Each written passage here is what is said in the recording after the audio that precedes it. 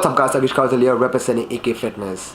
You guys know my job is to help you guys out, so if you guys have any queries, leave them down below. So one of the subscribers have left a question, which is a very good question. I'm going to read it to you guys. Don't want to rely on coffee as I use loads of it in the exam season. So we guys have bulking season, cutting season and an exam season, students like us. So need to still be able to have a boost when it's needed. Don't want to become tolerant. Anyways, please make a comprehensive video. Alright, sure brother. It's been a long time, so I want to make this video on coffee and the myths and the rumors about coffee, right? So you might have heard people saying a lot of shit about coffee, and they say that coffee is bad for you and it's not good, it's very addictive and stuff like that. Now my opinion is that coffee is really good, right? It is a drug, but it's going to help you improve your performance. Anything which improves your performance in the day-to-day life, in terms of work, in terms of gym, should be helpful and it should be good. Why is it bad? So let's break it down, right? I'm going to give you the science perspective first, as what happens when you consume coffee, right, to your brain, so that if any of you guys and if your friends or someone tells you about how coffee is so bad, you can tell them this. Alright, so let's get started.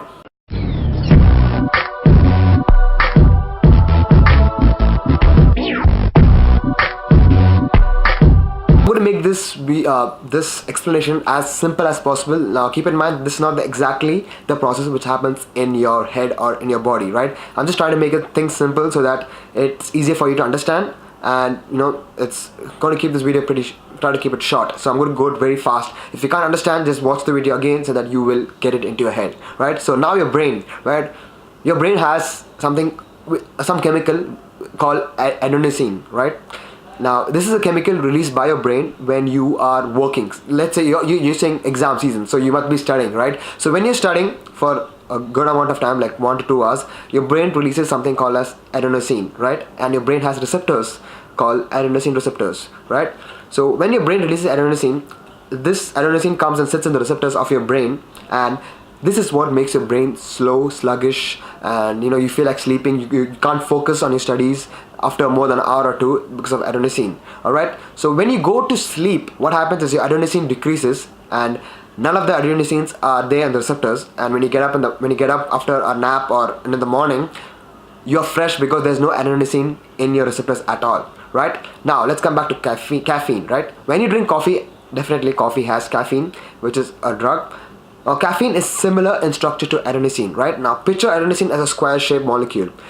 Caffeine is the same type, square-shaped molecule, right? So when you are studying or when you're doing any kind of work, your brain releases adenosine, right? And it sits on the receptors, and that's what makes your brain slow. Now when you drink caffeine, what happens is your caffeine, same type of molecule, the square-shaped molecule, right?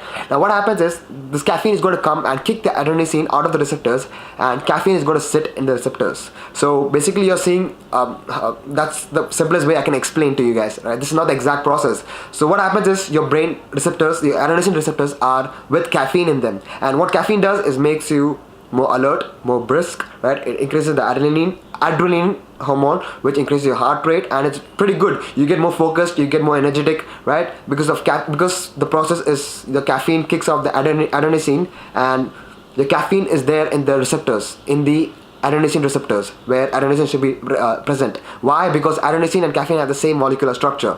Now things get pretty complicated when you ask me that how can I be tolerant, or what should I do if I'm getting tolerant to coffee, right? Now the science behind it is that once you start consuming coffee for more than a month, what happens is your caffeine comes and sits in the adrenaline receptors, and your brain gets more active.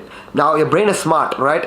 What it's going to do is it's going to make more adenosine receptors. So let's say if your adenosine receptors are only 5 and all 5 of them are occupied by caffeine, your brain is half forced to work, right? So your brain will make more adenosine receptors. So now you have 10 adenosine receptors. Out of that, only 5 are occupied with caffeine and other 5 are occupied with the adenosine chemical, right? So now you're not going to feel any effect because it's 50-50, right? Now this is where you drink 2 cups of coffee a day. So more caffeine. So what happens is now all your 10 adenosine receptors are filled with caffeine, and your brain is again forced to work. So this goes on till your brain gets fed up, and develops more adenosine receptors. So the process continues. You get what I'm saying, yeah? If you're not getting it, watch the video again and you will get it, right? So coffee has, like I said, has numerous benefits. It increases your adrenaline hormone, which is a fight or flight response, right? Which makes you more active, increases your heart rate, and it also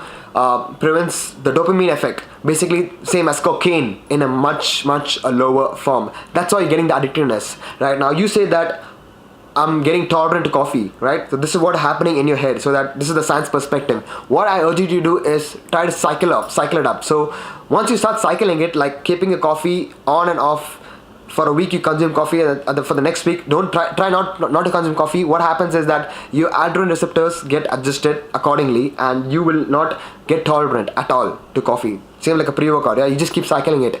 Now another thing is that people say coffee is very bad for you, and there's nothing called as bad, because science shows that you need at least 150 milligrams per kg of body weight in order to in order to die out of caffeine. So that's impossible to consume it naturally. You can't consume it at once. So there's nothing bad. Yeah, you can keep pushing it to 2 cups a day, 3 cups a day, 4 cups a day, 5 cups a day. What happens is your brain keeps developing more adrenaline receptors. Now, what I made a mistake and what I urge you not to do is that once your exams get over, what I did was I completely stopped coffee because I knew I was getting addicted to it, right?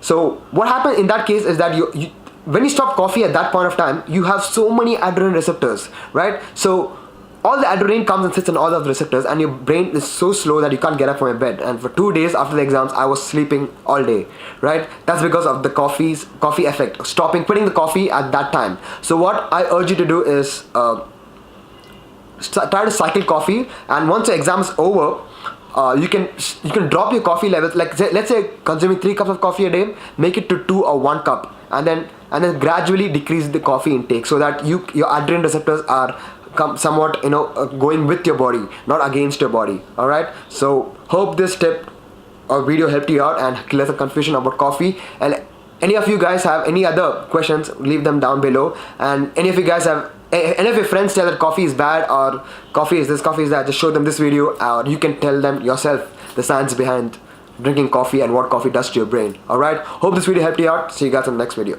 Peace.